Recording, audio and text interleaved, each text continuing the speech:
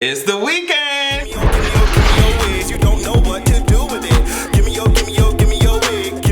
So, like I remind y'all every video, I just put up an article on Thursday about Billy Porter and the importance of representation, especially when it comes to the Black LGBT community. So if that sounds like something you're interested in, go to patreon.com/AdrianExpression and sign up. Get all the content first. You already know the deal. I honestly want to just hop right into it because there's a lot of stuff to talk about. First, I want to talk about this really quick moment with Zendaya. She was on that Mean Tweets segment, I think in Kimmel, and one of the tweets said, apparently, I bet Zendaya's feet smells like Funyuns or something, and she took, you can look it up, she took her shoe off and smelled it and was like, no, I guess it smells like success. And she showed the red bottoms and it was just like, the power that has, the flex. Sis didn't really have to say too much more than that because as you can see, those red bottoms are not scuffed or anything. It's just, wow. That's what you call an effortless drag, Zendaya. We love to see it. So of course I ended up tweeting about it. I tweeted the video out and Funyuns ended up, like the company Funyuns ended up tweeting as a response. I thought that was funny. I ended up watching How to Get Away with Murder on Friday instead of Thursday because I recorded it. I missed it. Let me tell you something. Miss Viola Davis's acting, we shouldn't be surprised. We're not surprised, but goddamn, I mean, they have Annalise Keating in these therapy sessions. She brought home one therapy exercise for the whole Keating. I don't know how many they are now. It ain't Keating 5 no more. It's Keating 3.5. I don't know what's going on. She was in rehab reading the shit out of Sally, and Sally ended up saying, oh, I hate my children. It was a lot of stuff going on, but all I do have to say is that Viola Davis was acting her ass off. One of my favorite scenes is in the beginning when she was at this rehab thing and they asked her to be real for once and just say the negative things that she tells herself, and I thought that scene was so powerful. And it was just a list of words, but the way that Viola acted it out, I'm standing. I know I would stand this, but the way that she acted it out was just, oh, it was heavy. I don't know, they got Viola Davis floating around this casket. I don't know what's going on. They got Who Killed Annalise trending. I don't know. It really makes you look forward to the rest of the season. I'm glad that they're ending it. Like I said, I did not want it to continue drawing on and on and on. I don't know where Laurel Ass is.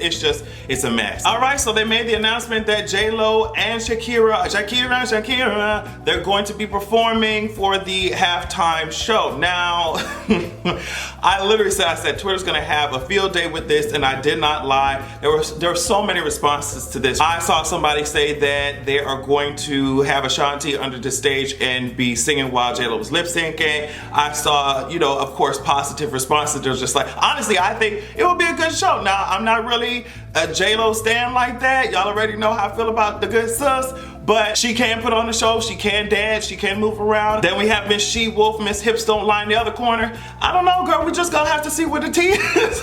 We just gonna have to see what the tea is. We're gonna keep Shakira out of our shade. That's my perspective on the whole thing. If that's what you really wanna hear, we're gonna keep Shakira out of the reading and shade and just, all right, let the girl do what she wanna do. And but I don't doubt at all, as much as I'm joking around, I don't doubt that this will be a spectacle. I don't doubt, because at the end of the day, these two performers can get on the stage and give us a cute little dance number, a cute performance. I don't doubt that it will be very visually appealing.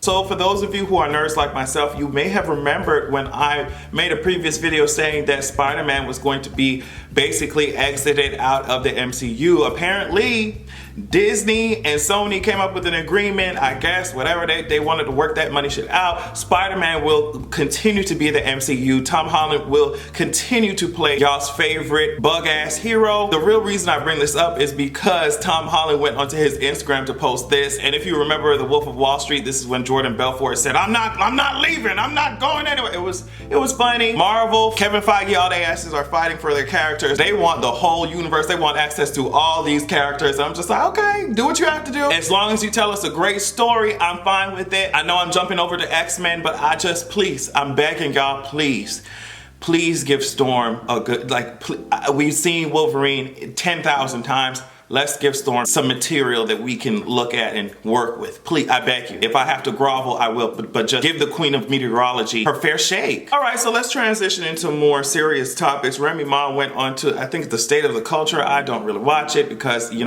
order to watch a show like that, I would have to listen to hosts whose opinions I would actually value.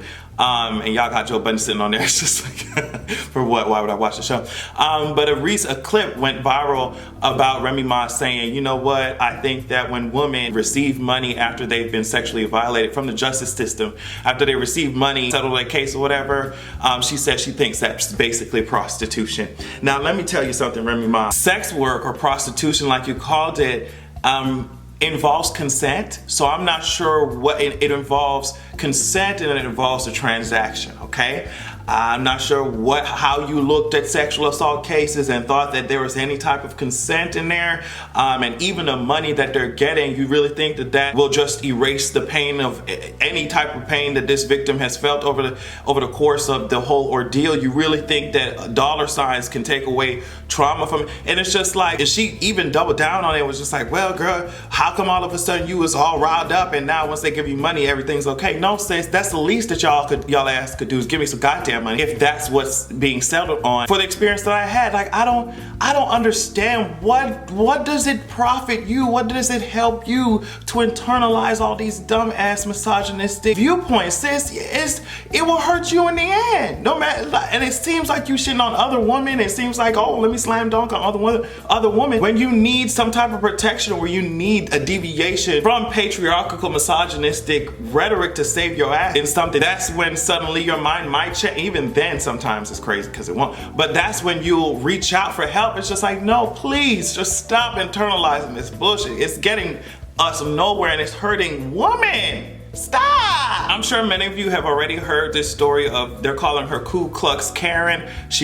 Her name is Heather Patton. She's a 49-year-old Los Angeles resident who works in the TV and movie industry as a costume designer, wardrobe assistant, whatever. She was at CVS talking about all these N-words and kill all the N-words. And it's just, I'm not gonna talk too much about that story, but all I'm saying is just this needs to be worried about those tattered and battered shoes that she had on. She needs to worry about that Payless shoebox built ass car that she was driving around that we had the license plate number 2. She need to be dead niggas. She need to be worried about that dead ass hair, like I said on Twitter, that dead scalp that has just so given us all types of underworld, Darth Vader, Voldemort type of tease. That's what she need to be worried about. Instead of worried about screaming the N-word at her local CVS in Los Angeles, she need to be worried about that dark side of the moon built ass scalp that she had, okay? The next one. This story was crazy. Amari Allen. So apparently 3 6th grade boys are accused of pinning her down. She's a 12-year-old girl on the playground and cutting her locks because they are quote unquote nappy and ugly. This is from the local news there in Virginia. Amari Allen said she has never been more traumatized in her life until Monday, when she said a group of white male classmates attacked her on the playground at Emmanuel Christian School, a private K-12 school in Fairfax, Virginia. She said that's not the first time that these classmates have been bugging her, bothering her. And I'm just wondering what the culture is like in a school like that. If they were so easily able to escalate to cutting someone's dress, I'm wondering what the school environment is like. And once I read that Mike Pence's wife teaches there, I think twice a week or something like that, I was like, oh, okay, I understand it now. Of course, the school responded, we take seriously the emotional and physical well-being of all of our students and have a zero policy for any kind of bullying or abuse, blah, blah, blah. They go on.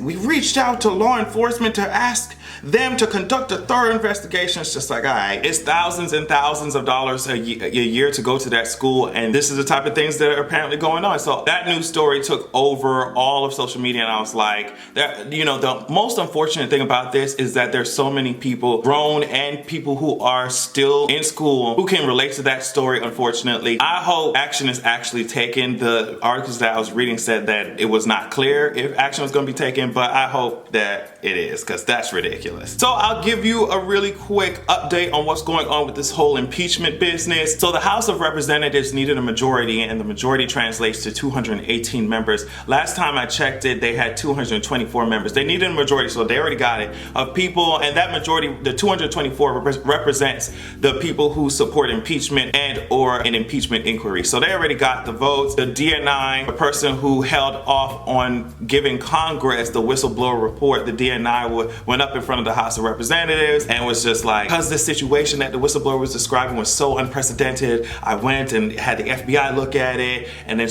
I went to the executive branch, I went to the, and people were just like, why would you take the whistleblower's complaint about the people in the executive branch to the executive branch? It's just a lot of bullshit going on at those hearings. So they're gonna get down to the bottom of it. Apparently the Democrats are just like, we want a laser focused and expeditious investigation of what's going on. I think Congress was supposed to take like a 2-week vacation or 2-week recess, and I think that has either been canceled or there are talks about it being canceled so that they can handle all this. Even more news came out. This is from NPR.